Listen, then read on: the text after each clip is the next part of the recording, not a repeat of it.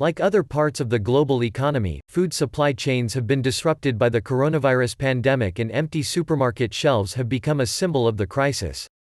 Panic buying in some countries has led to some grocery staples like pasta and flour being sold out in supermarkets in recent weeks. Retailers say they are able to replenish most products, while bakery and pasta firms in Europe and North America have cranked up production. Food firms say panic purchases are subsiding once households have stocked up and as they adjust to lockdown routines.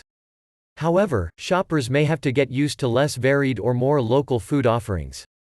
Logistical snags from closed borders to reduced workforces are putting strain on usual supply routes, particularly for fresh produce.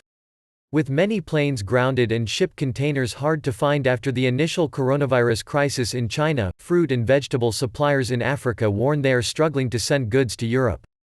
In Kenya, the recent lockdown measures in China curbed shipments of imported fish, providing a boost to local fishermen but raising the risk of a supply shortage. Prices of agricultural commodities have been volatile as traders have reacted to specific consequences for their sector while also being influenced by dramatic moves in share and oil prices. Wheat futures have surged in the past week to 2-month highs, partly due to the spike in demand for bakery and pasta goods, while corn maize has sunk to a 3-1/2-year low as its extensive use in biofuel exposed it to an oil price collapse.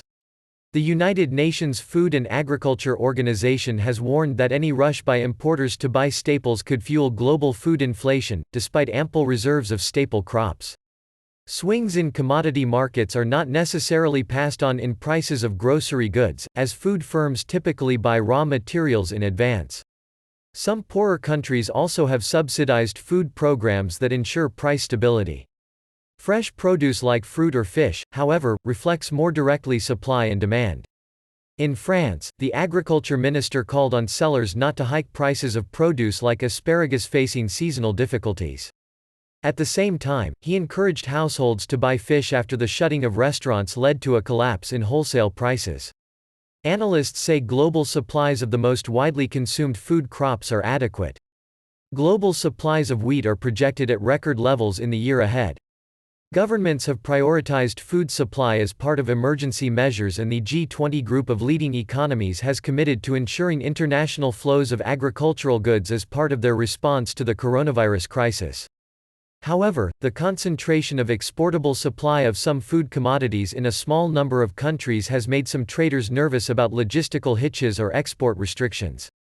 Prices of soymeal have surged in the past week as restrictions in Argentina on the movement of goods and people and other measures to contain the coronavirus raised the risk of reduced shipments from the world's biggest exporter of the protein-rich livestock feed.